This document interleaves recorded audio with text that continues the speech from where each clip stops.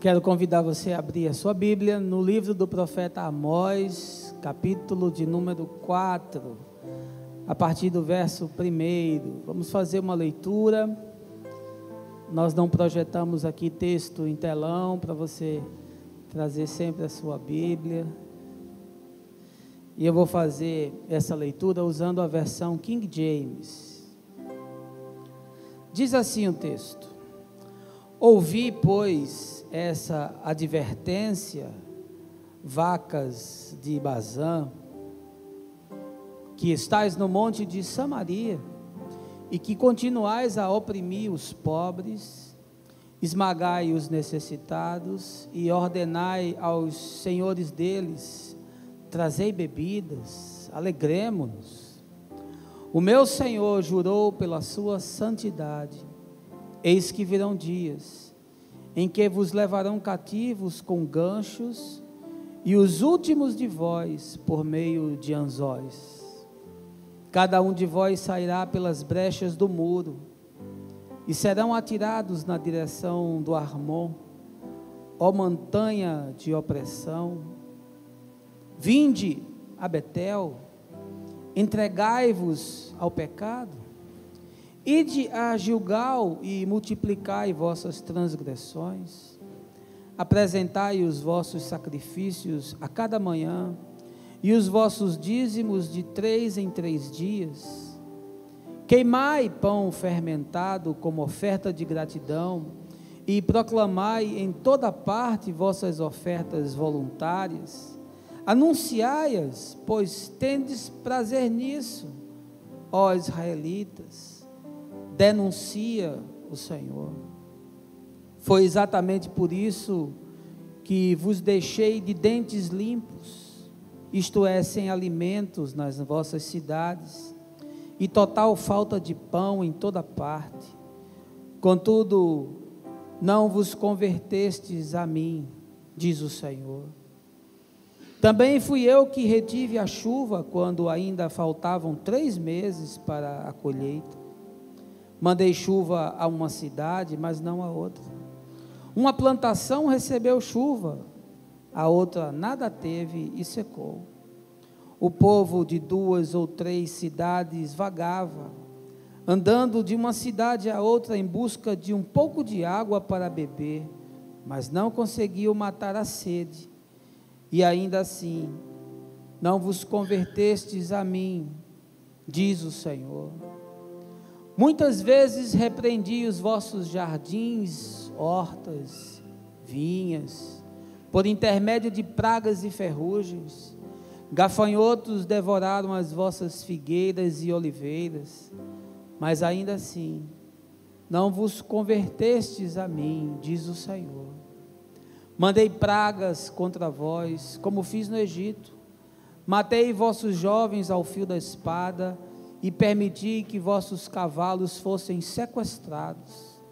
Fiz com que sentisseis em vossos próprios narizes o mau cheiro causado pela quantidade de cadáveres largados nas ruas de vossos acampamentos.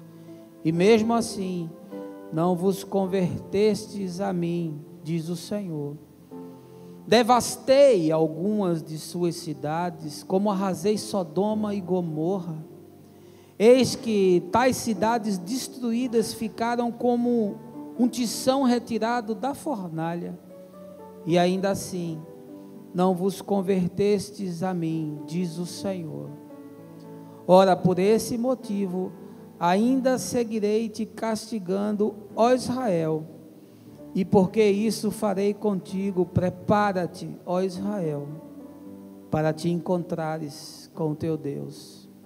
Aquele que cria e dá forma aos montes, faz e controla os ventos, revela os seus desejos e pensamentos ao ser humano, aquele que é capaz de transformar o raiar do dia em trevas, e pode pisar as montanhas da terra.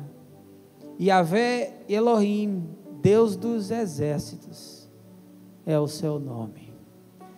Que o Senhor aplique a sua boa palavra ao nosso coração e que ela ganhe significado e materialidade no chão de cada dia enquanto nós caminhamos com Ele.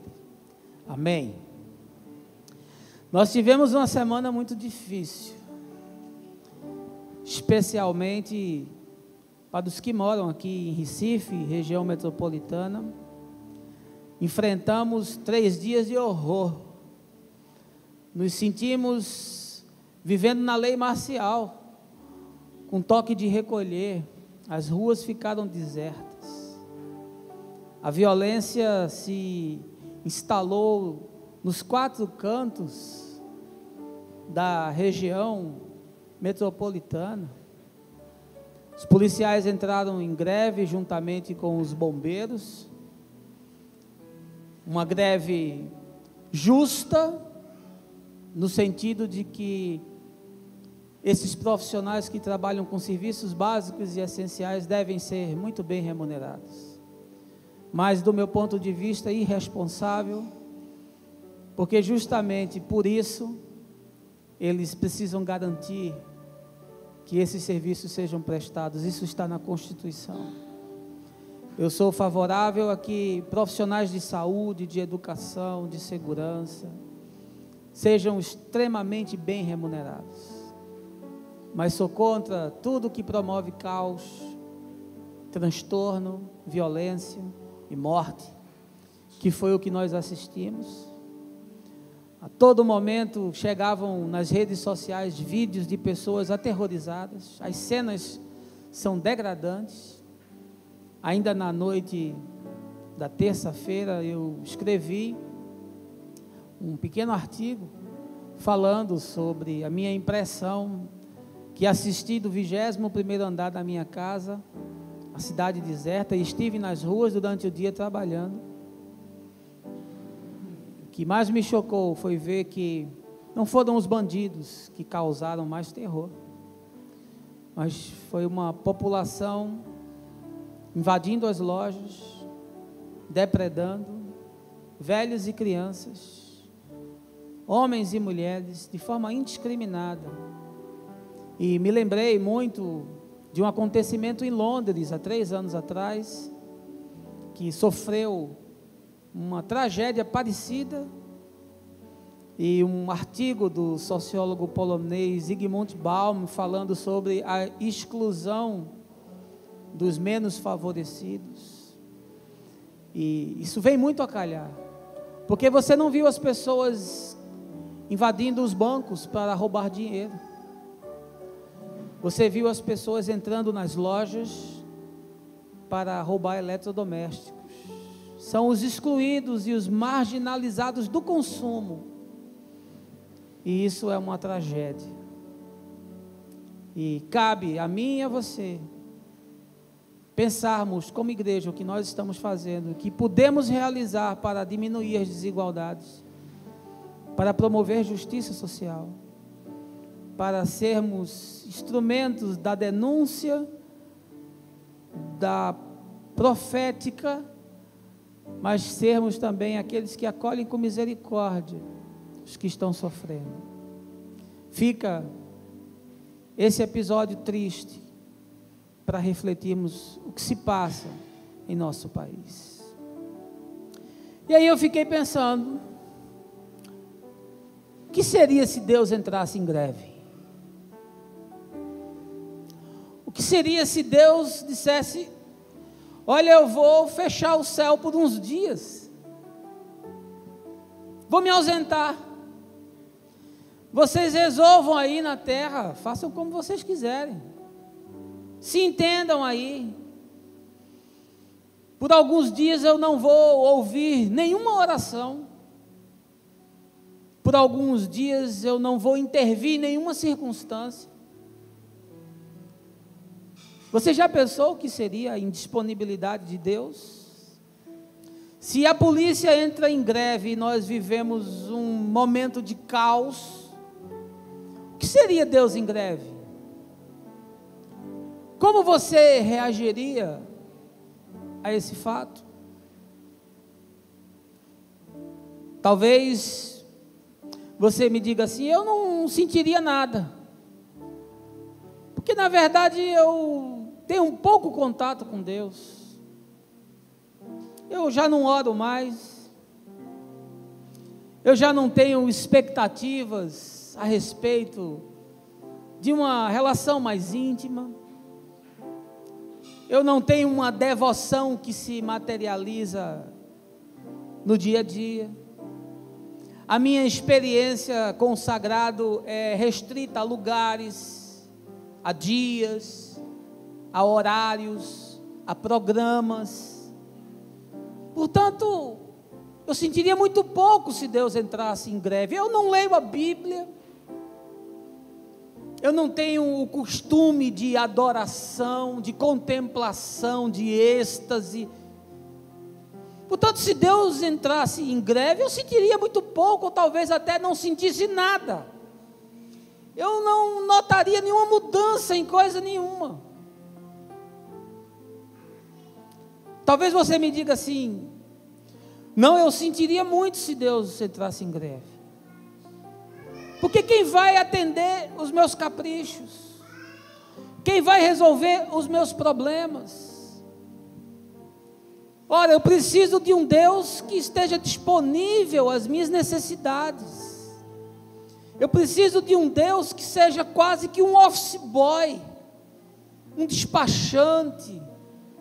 Eu preciso de um Deus administrador para cuidar dos meus dilemas, dos meus problemas financeiros, das decisões equivocadas que eu tomei. Eu preciso de um Deus para arrumar o tumulto que se tornou a minha vida, para mediar os conflitos humanos nos quais eu me encontro, para intervir nas dificuldades que eu tenho no meu próprio caráter. Se Deus entrar em greve, eu vou sofrer muito, porque eu preciso desse Deus que resolve bronca.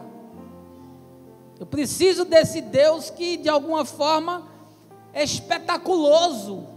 Preciso dessa divindade performática a meu serviço. Deus não pode entrar em greve, senão a minha vida vira um caos completo. Ou talvez você diga: se Deus entrar em greve, eu vou sentir muito, porque eu não vou ter com quem conversar. Se Deus entrar em greve, o meu dia vai ser amargo. Eu não vou ter com quem partilhar. Se Deus entrar em greve, eu não sei como vai ser passar um dia inteiro sem orar, sem ouvir a sua voz pelas Escrituras, sem sentir o seu aconchego naqueles momentos de dificuldade, de luta.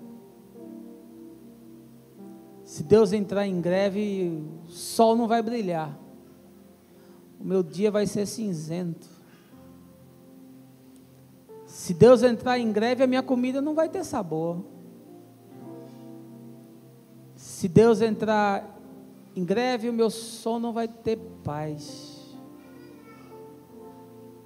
Se Deus entrar em greve, nem aquilo que eu compro com meu dinheiro vai ter nenhum significado, porque não vai ter alegria. Se Deus entrar em greve, vai haver um eclipse total, um apagão. A vida vai ficar chata, vai ficar dura, insuportável. Essa manhã eu queria visitar esse texto de Amós. Queria tirar algumas lições para nós, sobretudo entrando nas ambiências mais profundas, numa circunstância onde parece que Deus entrou em greve. Mas eu quero chegar aos reais significados do que de fato pode produzir na vida um apagão de Deus. Mas eu não quero fazer isso sem convidá-lo a um momento de oração. Baixe a sua cabeça, feche os seus olhos. Pai, nós vivemos dias tão difíceis, Senhor. e nos sentimos inseguros, porque nós nos esquecemos que se o Senhor não guardar a cidade, em vão trabalham aqueles que a vigiam. Porque Tu és a nossa cidadela e o nosso libertador. Tu és aquele que cuida de nós, Senhor, e a Tua mão poderosa nos livra de todo mal. Diz o salmista que 1000 cairão ao nosso lado, 10.000 à nossa direita, mas nós não seremos atingidos, porque o Senhor nos guarda e o Seu anjo nos livra de todo mal. Essa manhã, Pai, expostos à Tua palavra, fala conosco, Senhor. Traz-nos lições ao coração. Faz-nos entender pelo amor. Torna-nos ensináveis e praticantes dos Teus princípios e dos Teus valores, e não só ouvintes da teoria da fé. Faz isso, Pai, no nome de Jesus. Amém. Livro do profeta Amós, apesar de ser um livro pequeno, mas entre os profetas menores, é um dos que eu mais gosto. E para analisar esse texto que nós lemos, do capítulo 4, eu queria antes convidar você a entrar nessa cena, para que você possa compreender melhor as aplicações desse texto.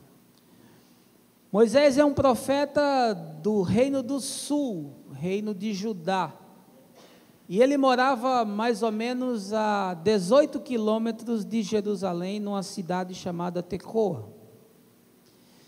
E Amós é um profeta com um ministério, no mínimo, perturbador.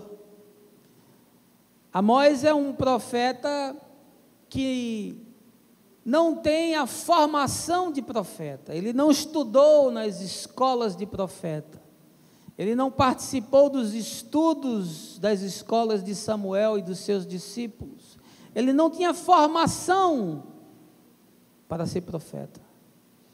Ele não era como Isaías, um homem da corte, ele não era um profeta letrado, ele não era um homem culto, e também não era como Jeremias, que era um sacerdote, um homem que havia desde sempre se devotado à causa de proclamar e denunciar a verdade de Deus. Amós é esse homem que está cuidando da sua vida, ele diz que ele é um boiadeiro, ele é um tangedor de gado, ele é um homem ligado ao campo, à terra.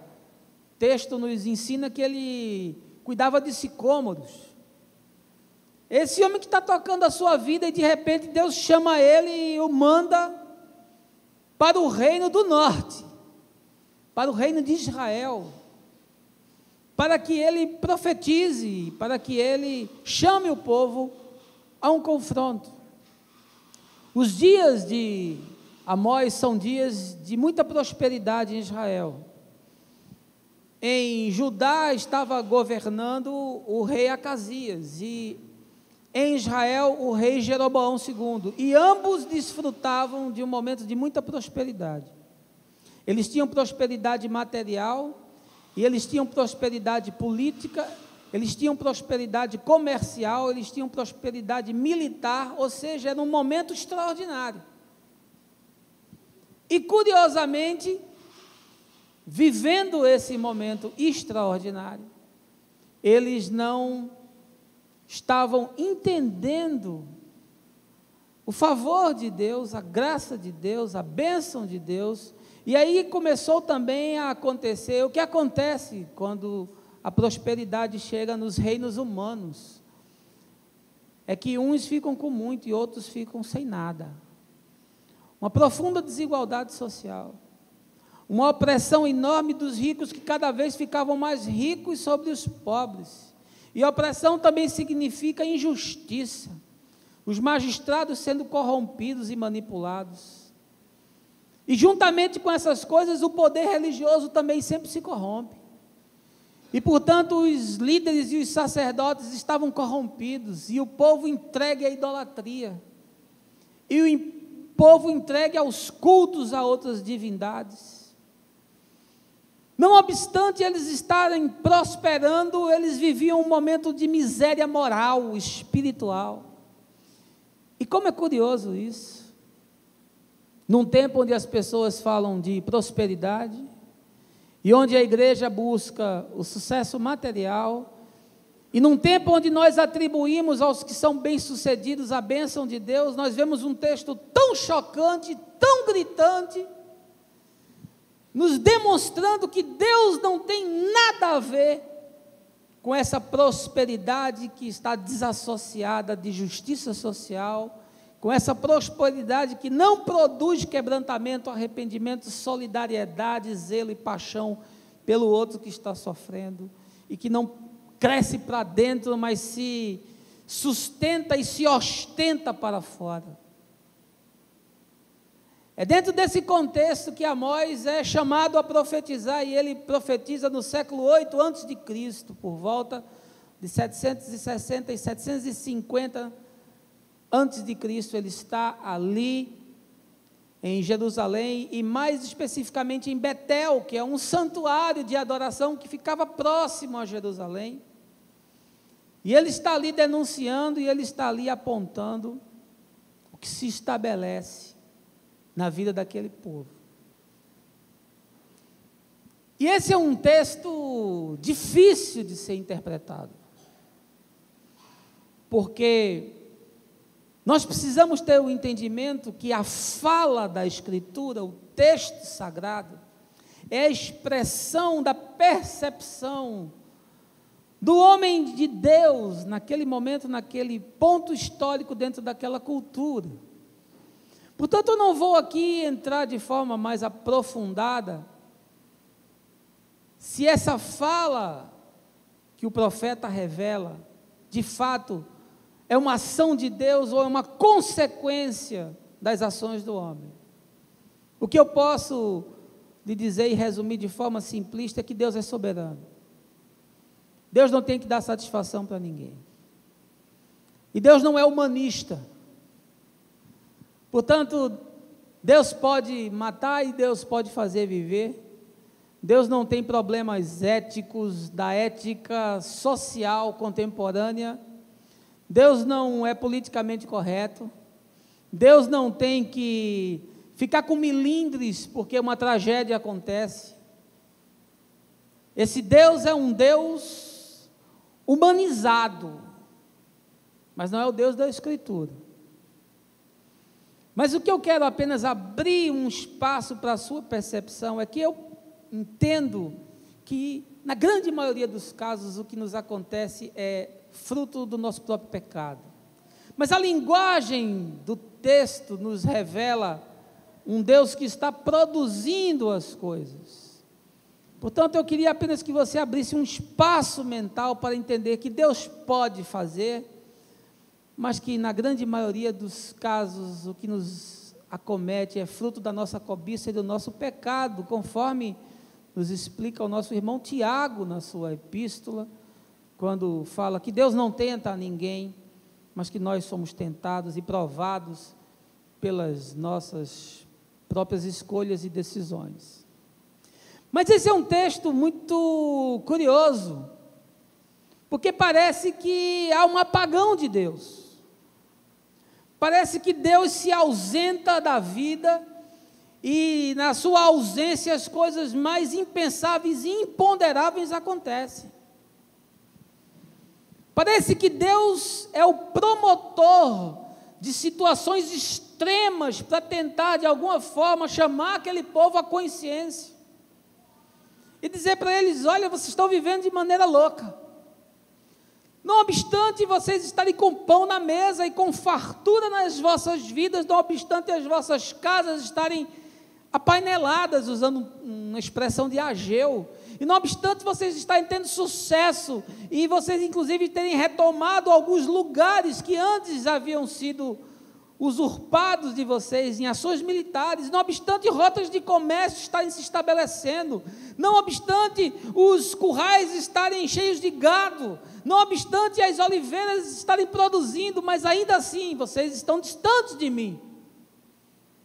E entre vocês essa prosperidade não produz nada a não ser divisão, a não ser opressão, a não ser injustiça, a não ser vaidade, a não ser opulência.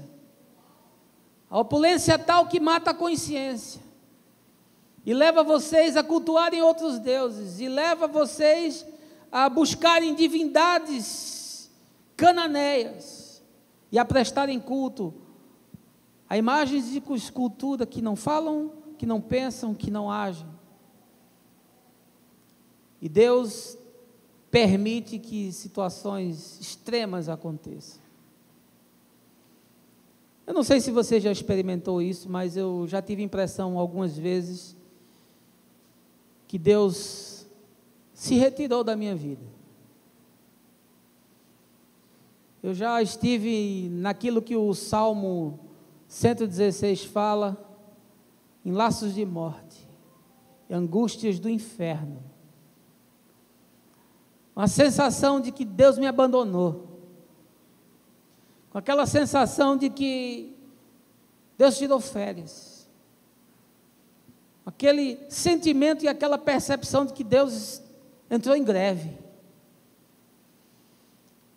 Porque nada faz sentido. Porque as coisas mais absurdas começam a acontecer. Porque não obstante nós vermos uma certa lógica naquilo que nós estamos planejando e executando, ainda assim o que seria óbvio não acontece. O que seria esperado não se revela, não se materializa. Você já experimentou um apagão de Deus na sua vida? Você já teve essa sensação de que você está indo só num caminho? Você já teve essa percepção de que você foi por um lado e Deus foi pelo outro? Se sim, isso é muito comum. E aqui está um texto que nos revela de forma muito explícita Deus tentando chamar o povo ao arrependimento. E o povo obstinado em fazer os seus desejos e em escolher os seus caminhos. O texto fala, a partir do verso de número 6, se você quiser acompanhar, que várias coisas aconteceram numa sucessão. Uma sucessão de fatos extraordinários, de dimensões diferentes, mas todos com a profundidade e a densidade de uma calamidade. Mas ainda assim, o povo de Israel não se converteu ao Senhor. E eu queria até fazer algumas alegorias em cima do texto. No verso 6 ele diz que os israelitas ficaram de dentes limpos, ficaram sem alimento. É aquela crise extrema em que falta comida em casa. Toda situação é contornável, mas quando você abre o armário e não tem comida em casa, é o limite, é o fim da linha. Tudo você consegue lidar, você vai perdendo coisas, você vai apertando o orçamento, você vai cortando o supérfluo, mas quando falta comida, chegou no extremo da crise, das finanças estarem comprometidas. E ele disse, olha, algumas vezes isso acontece, você vai sendo comprimido e as circunstâncias vão se formando e você vai sendo dilapidado, não raras vezes pela sua própria irresponsabilidade, pela sua própria condução da sua vida financeira. Mas quando você abre a despensa, quando você vai no armário, quando você acorda e não tem o que comer, aí é o limite. Mas ainda assim, às vezes em circunstâncias dessa natureza, vivendo dimensões tão extremas, onde falta até comida, nós ainda não nos convertemos ao Senhor. E ele avança, no verso 7 ele diz: olha, eu também segurei a chuva, e segurei a chuva no momento extremo, porque faltava 3 meses para a colheita. Ou seja, o sujeito teve todo aquele trabalho de arar a terra, de lançar semente, de cuidar dela, e quando aquele brotozinho estava começando a sair ali para frutificar, faltou chuva. E pior do que isso, dizia, choveu numa cidade e não choveu em outra, uma coisa randômica, aleatória e inexplicável. Você às vezes está fazendo uma coisa exatamente igual ao que outras pessoas fazem, funciona para os outros, não funciona para você. Você fica louco. Mas por que funciona para o fulano, para o ciclano, para o meu amigo, para o meu cunhado, para o meu chefe, e para mim não funciona? São aquelas coisas que você semeia, que você planta, que você tem expectativa, e na hora H, quando ia acontecer, a chuva parou. Estava tudo programado, estava tudo certo. Você estava no momento certo, no lugar certo, fazendo a coisa certa, e ainda assim não deu certo. Por quê? Porque Deus inventou de sumir justamente agora, quando eu mais precisava. Por que Deus inventou de tirar a greve agora, justamente quando eu mais precisava? Você já viveu isso? Você não viveu não, que você é um homem de Deus, você é uma mulher de Deus, mas eu já vivi mesmo. Muitas vezes. Da bola estar na frente do gol e eu achar que agora eu vou entrar com bola e tudo. E o negócio dá errado, dá para trás. E a chuva não vir. E a semente morrer em meio à plantação. E tudo que você investiu se perder. E todo o esforço que você empreendeu se tornar nada. Porque foi o seu braço. Porque foi a sua força. Porque foram as suas ideias. Porque foi a sua iniciativa. Porque foram as suas expectativas. Mas Deus não estava naquilo. Porque se Deus estivesse, ainda que a semente estivesse morta, Ele faria nascer. E ainda que o sol estivesse ao meio-dia, Ele faria como fez com Elias. Uma pequena nuvem, do tamanho da mão de um homem, se tornaria num aguaceiro. Amém? Aí ele diz, mas ainda assim, uma coisa tão gritante, você não se converteu a mim. E continua e diz, olha, eu permiti que se gerasse uma sede tal no seu coração, que não se saciava com nada. Diz, olha, o povo saiu atrás de água, faltou água. Os reservatórios secaram, aconteceu aqui em Israel o que está acontecendo em São Paulo. Secou tudo.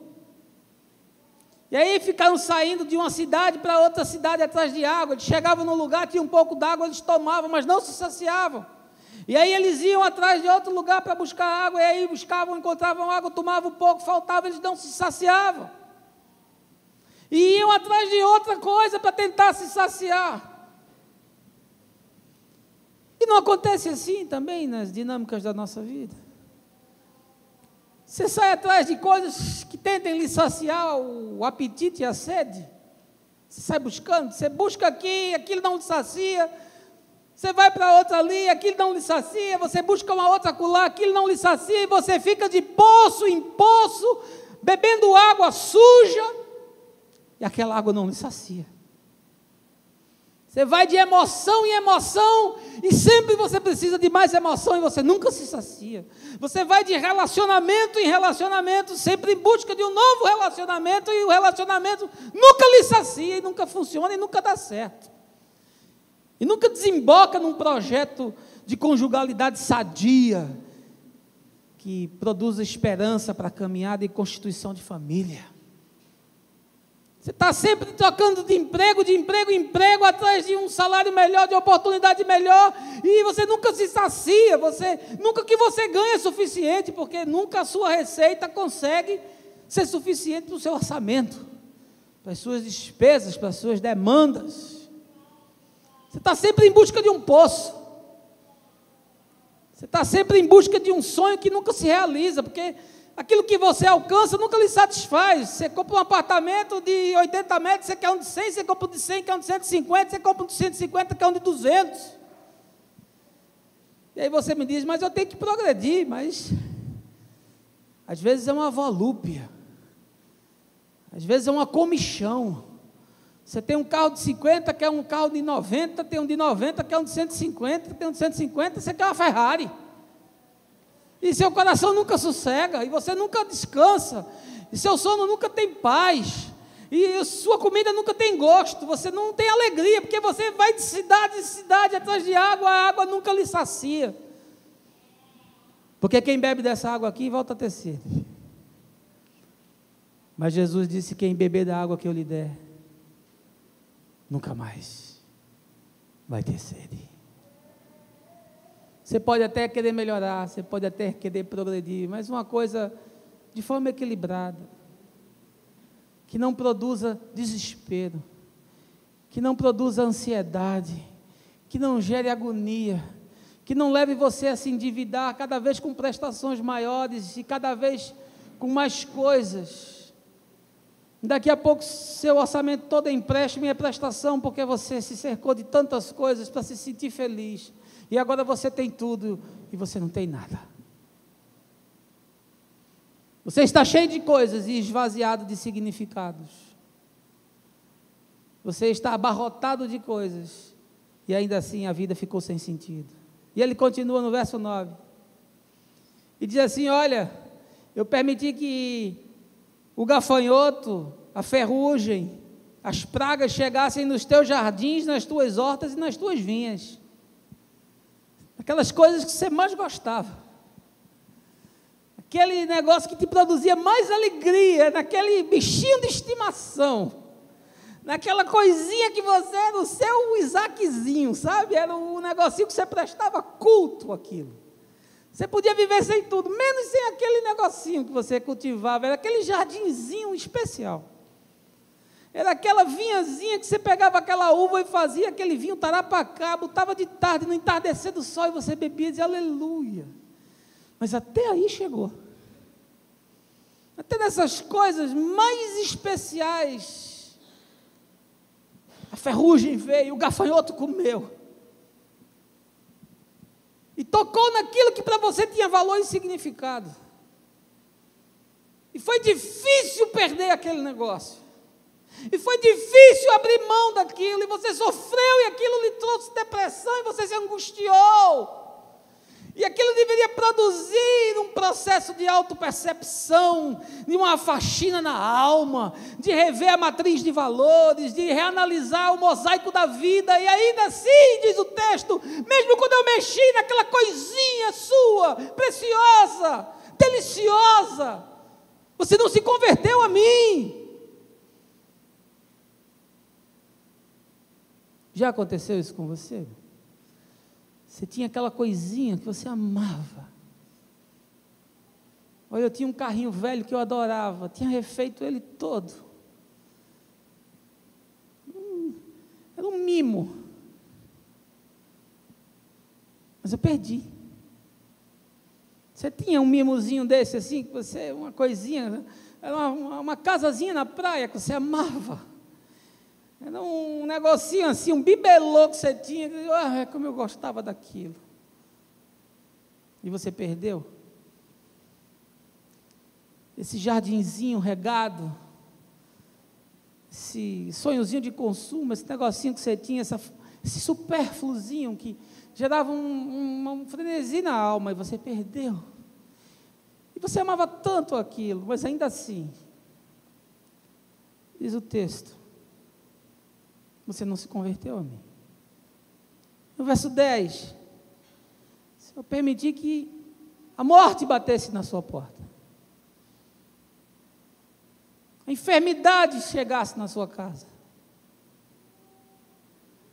quando o diabo está naquela conversa da novela de Jó, ele diz: olha, tire tudo que o homem tem, pode ser que ele não blasfeme contra você, agora toque na carne dele que você vai ver ele blasfemar.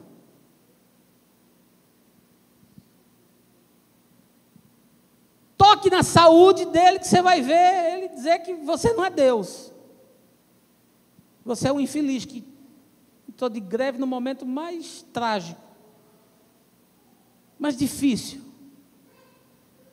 Você amaria Deus com câncer, meu irmão? Você amaria Deus se Ele levasse teu filho? Você conseguiria dizer como o Senhor deu, o Senhor te deu. Bendito seja o nome do Senhor. Eu toquei na tua carne. Aconteceu uma tragédia. Enfermidade sem cura bateu na tua porta. Às vezes em alguém que a gente ama, é o pai, é na mãe, é num filho, é no marido, é na esposa. Aquilo é um nocaute. Porque a nossa percepção de vida é aqui e agora, nós não cremos na eternidade. Essa é a verdade, meu irmão. Nós não vivemos como gente que tem um pé na eternidade. Nós não vivemos como pessoas que acreditam na ressurreição. Nós vivemos o agora, nós somos um povo daqui, do chão, nós estamos plantados na terra. Nós não somos peregrinos, nós não temos esse espírito do hebreu errante. Nós não temos na consciência esse conceito de que a nossa casa não é aqui, a nossa pátria é outra. Nós somos alienígenas, não só nesse corpo, mas nessa terra. Nada disso. Nós estamos apegados a essa vida. Por isso nós precisamos de um Deus que faça as coisas certas, faça funcionar como tem que funcionar. Que tudo aconteça dentro das minhas expectativas, porque como pode eu, um servo de Deus, ter um câncer? Como pode? Ter Alzheimer, morrer desmemoriado, feito uma ameba? Como pode um acidente, uma tragédia, perder uma perna? Como pode enterrar um filho, que é um negócio impensável? Que fere a lógica e a dinâmica da vida natural. É aberração.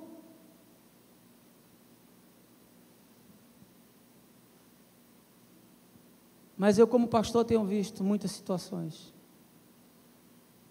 onde a enfermidade chega, onde a tragédia se instala, onde a morte nos visita, e aquilo, ao invés de produzir uma reflexão profunda na alma, e aquilo, ao invés de produzir o que diz o sábio de Eclesiastes, que há mais sabedoria na casa do luto, e aquilo, ao invés de nos catapultar para percepções da vida que esteja associada a coisas espirituais e não ao material perecível, falível, a única coisa que aquilo promove é revolta. O sujeito já quer jogar pedra no céu. O sujeito já joga na cara de Deus que ele é um escroto, que ele é um sacana. Como é que você faz isso comigo? Te servi a vida toda. Pensei que eu estava pagando um seguro de saúde. Pensei que eu te servindo, eu estava blindado contra as intempéries da vida. Eu pensei que eu indo na tua casa, eu era um para-raio que evitaria que a tragédia me visitasse. Você faz um negócio desse. Você não é Deus coisa nenhuma. Você não cuida coisa nenhuma. E na tragédia da Torre de Siloé, as pessoas chegaram para Jesus e disseram: você soube da última, da tragédia que aconteceu? Não. O pessoal foi lá no culto, no monte. Foram lá orar, foram fazer uma vigília, chegaram lá, começaram a louvar o Senhor. E aí aconteceu que os soldados de Pilatos foram lá, enquanto eles estavam cultuando e adorando a Deus, mataram todo mundo, estavam fazendo a tua obra.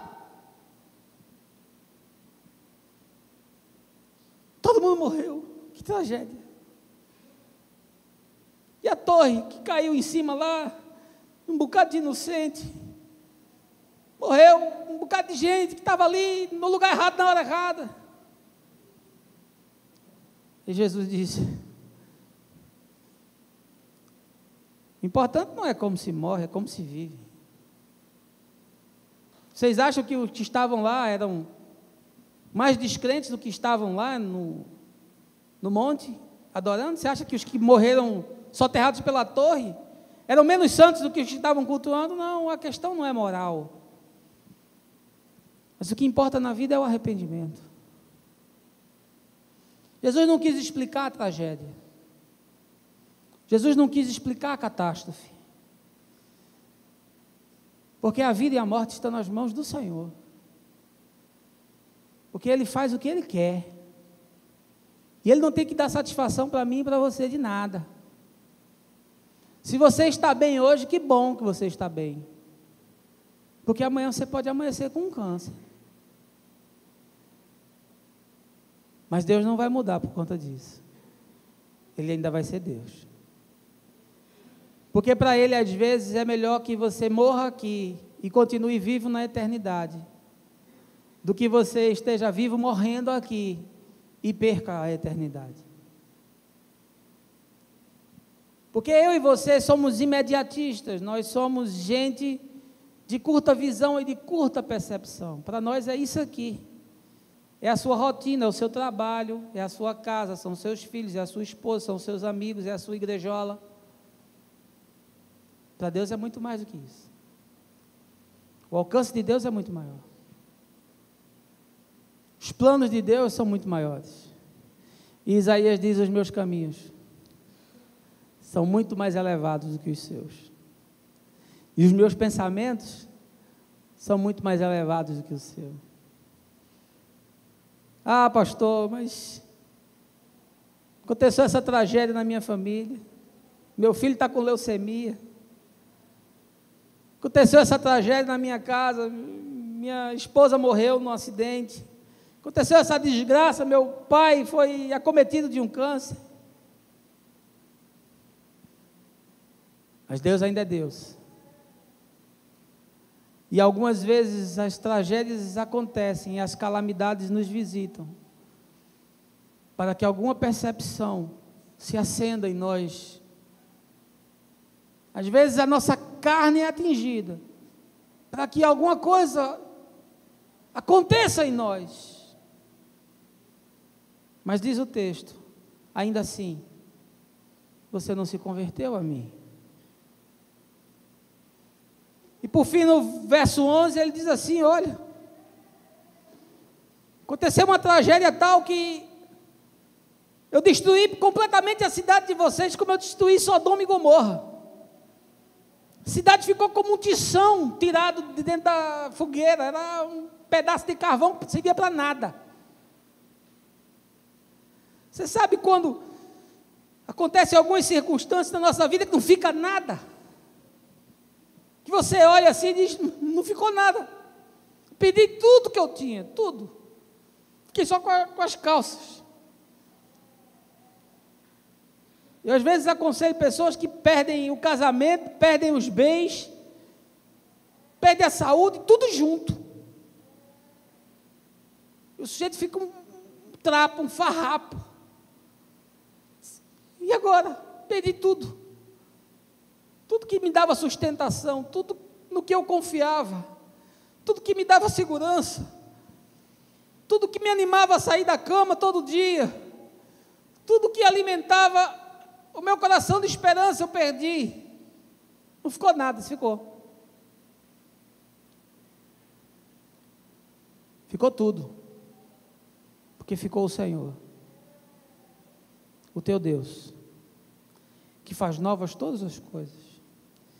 e que diz ao vale de ossos secos,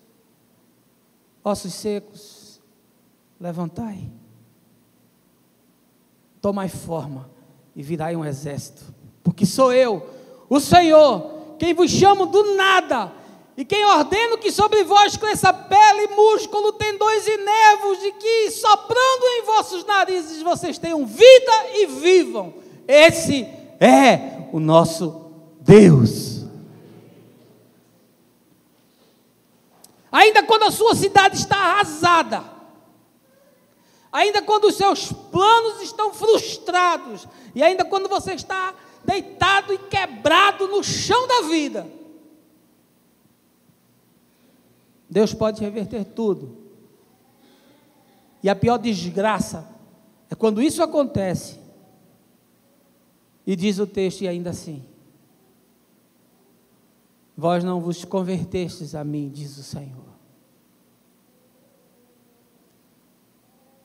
E portanto,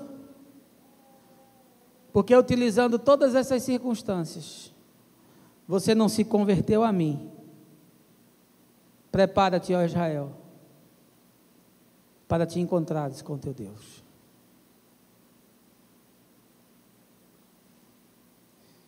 Eu quero lhe dizer que duas coisas produzem isso, e com isso eu quero concluir. Duas coisas levaram o povo de Israel, do Reino do Norte, a ser tão duramente confrontado, e a passar por sucessivas tragédias e calamidades, e o coração ainda assim continuar endurecido. Duas coisas, e que lhe seja isso essa manhã por advertência, e que você, pegando essas duas coisas, faça uma reflexão sincera, faça uma introspecção verdadeira, faça uma análise criteriosa, para que isso não se estabeleça no seu caminho, para que você não tenha que ficar frente a frente com o teu Deus, porque dura coisa será, se isso acontecer. A primeira coisa está no verso 4, diz o profeta Amós: ouvi, pois, a advertência, novilhas de Bazã, que estás no monte de Samaria, e que continuais a oprimir os pobres, esmagais os necessitados e ordenais aos senhores deles: trazei bebidas e alegremos. A região de Bazã era uma planície que havia em Israel, onde os touros mais férteis e mais robustos, e onde as vacas mais gordas pastavam. E é naquela região onde os nobres estão e dali desfrutam do melhor da terra.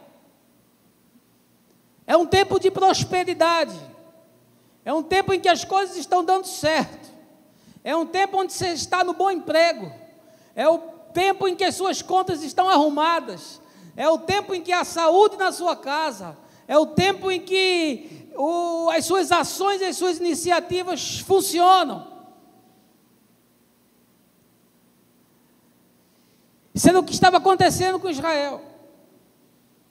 E isso, ao invés de produzir um coração agradecido, e isso, ao invés de produzir uma sensibilidade na percepção da miséria, porque entra em contraste com a sua abastança, e isso, ao invés de gerar um coração generoso e quebrantado para com a dor do outro, e isso, ao invés de despertar iniciativas de solidariedade e de ação humanitária, e isso, ao invés de produzir uma espiritualidade que se desdobra e se materializa em ações, produziu o contrário, produziu uma opulência, produziu uma arrogância, produziu um afastamento do outro, uma desensibilização da dor, produziu um anestesiamento da consciência, produziu um apagão e uma cegueira dos olhos para ver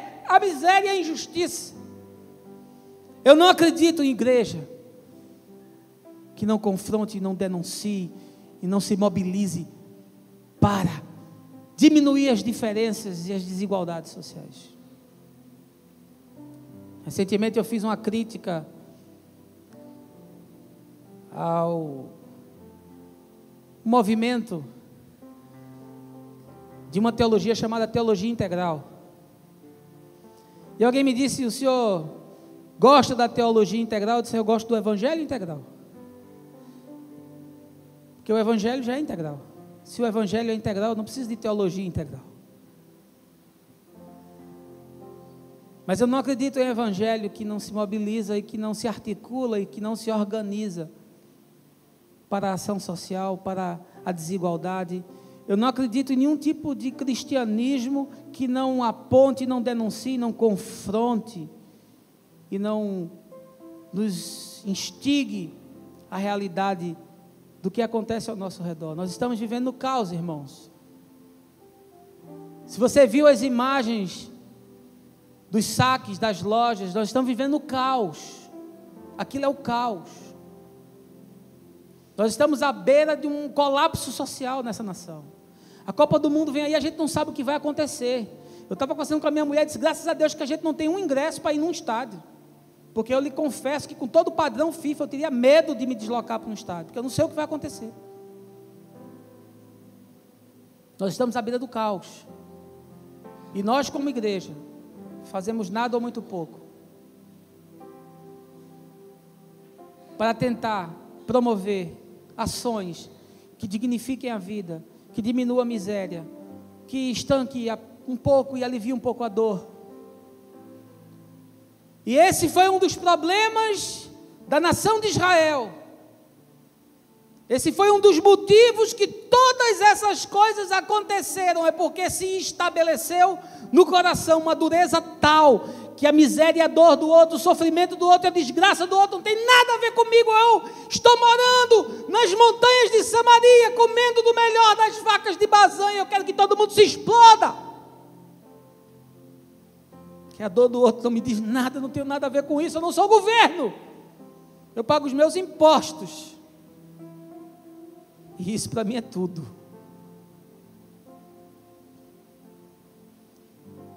Está errado, e Deus abomina isso. Está aqui no texto. E o pior, eles estavam tão entorpecidos que eles estavam celebrando e bebendo e se alegrando. O cara está morrendo de fome na sua porta e você está tomando vinho. É o rico e Lázaro da palavra de Lucas. O cara está morrendo na frente da sua casa, cheio de ferida, todo chechelento, e você entra e sai, não percebe que ele está lá, morrendo. Aí o cara diz assim: Senhor, eu quero fazer a tua obra, mas a obra está diante de você. Você acha que a obra é o quê? É encontro de casais? Para classe média alta?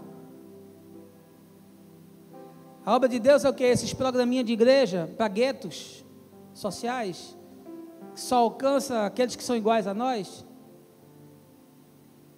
A obra de Deus está aí na rua, meu irmão. A obra de Deus está nas favelas. A obra de Deus está nos bolsões de pobreza. Nós estamos aqui teorizando a fé. É uma vergonha. E o texto nos ensina que foi por causa da alienação de Israel que Deus os chamou e disse: preparem-se, porque eu vou ter um encontro com vocês. Vocês pensam que eu estou de greve? Não, não estou de greve não. Eu permito que algumas coisas aconteçam para ver se vocês se convertem. Mas se preparem, porque eu vou visitar vocês. Meu irmão, minha irmã, eu sou um profeta de Deus, e essa palavra é para você essa manhã. Ouça o que eu estou dizendo, e você que está me escutando, ouça como palavra do Senhor, para que produza quebrantamento, para que gere arrependimento, porque aqui está o texto para nos inspirar do que aconteceu com a nação de Israel, que vivia prosperidade, e fechava os olhos à dor e ao sofrimento e à desgraça do povo. E eu quero lhe dizer uma segunda coisa, está no verso 4 e no verso 5.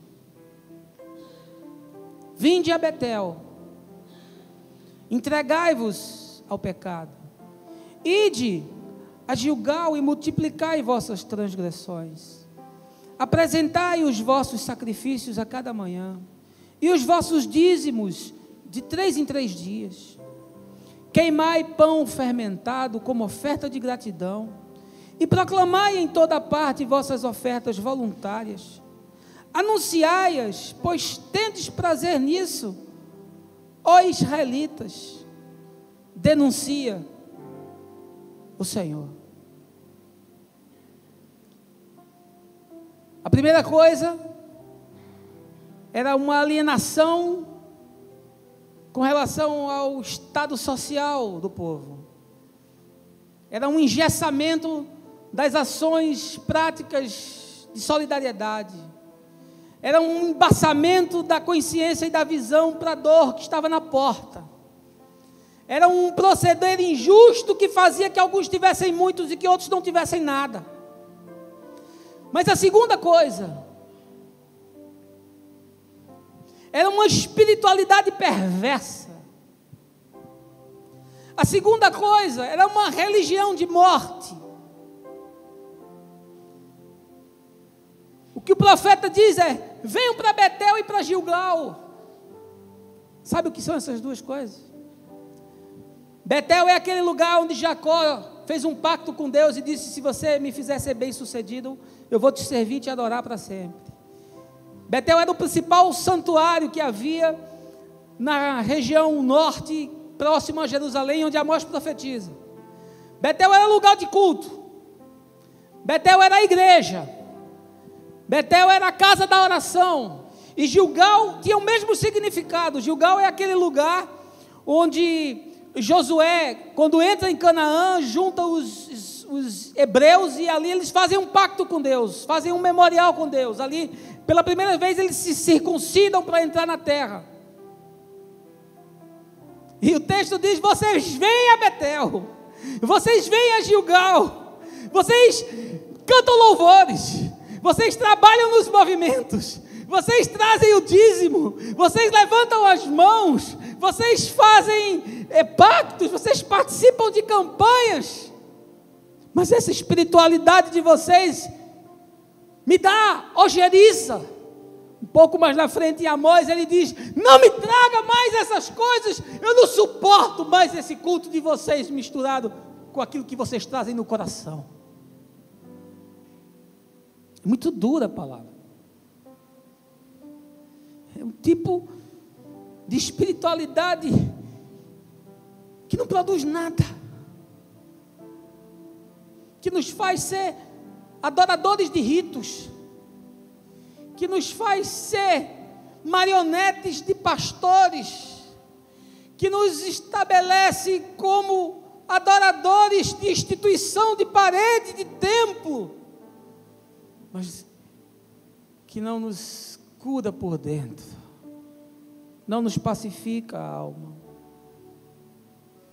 Talvez se Deus entrasse em greve, meus irmãos, muitos nem sentissem. Talvez se Deus resolvesse se afastar, a grande maioria nem percebesse,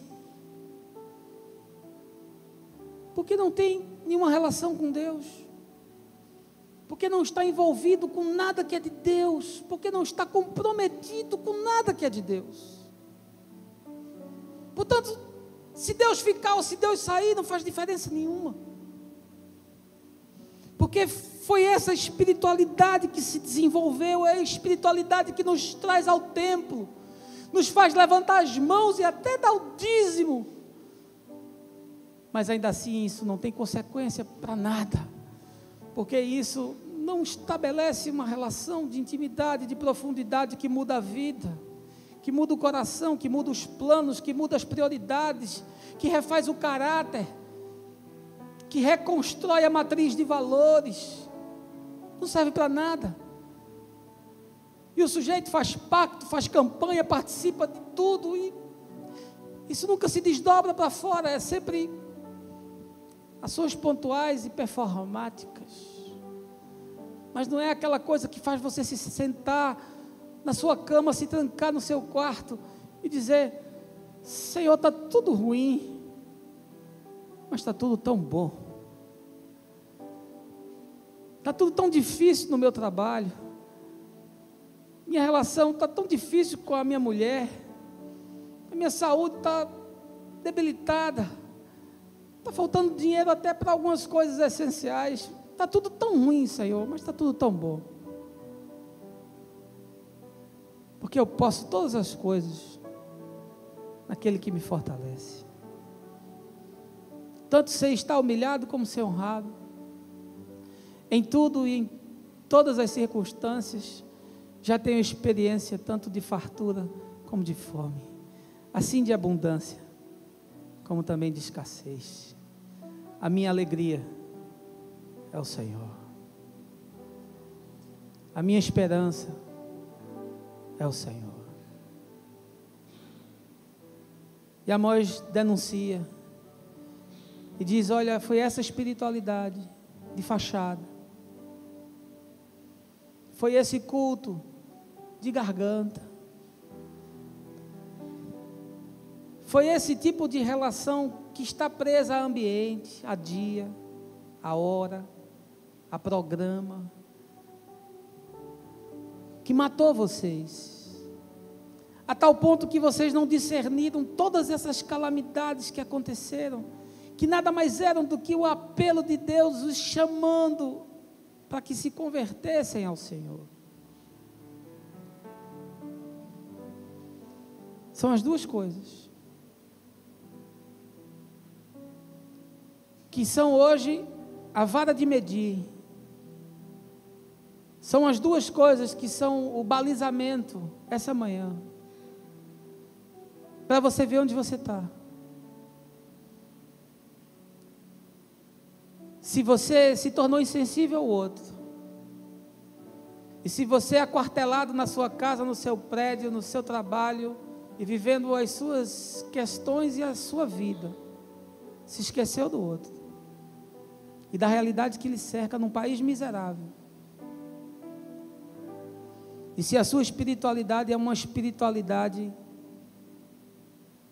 de dia, de lugar, de horário e de programa, que faz você cumprir as rotinas e dar oferta, e oferecer sacrifícios, e frequentar os santuários, e se comprometer com as liturgias, mas não se desdobra para nada além disso, porque não muda a consciência, não se reflete na vida, não quebranta o coração, não pacifica a alma, não leva você a ter intimidade com Deus. Se Deus sair de greve, é para você dizer: acabou-se a razão da minha existência. Se Deus tirar férias de um dia, você tem que dizer: eu não vou fazer nada hoje, não tenho nem coragem de sair de casa. Eu tenho coragem de sair sem a polícia, mas eu não tenho coragem de sair sem o Senhor. Eu tenho segurança de sair sem a polícia, mas eu não tenho segurança de sair sem o Senhor.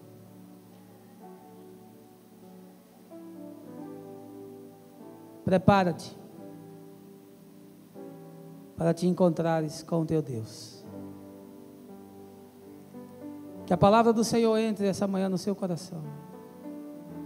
Que a palavra do Senhor produza hoje quebrantamento, que gere discernimento.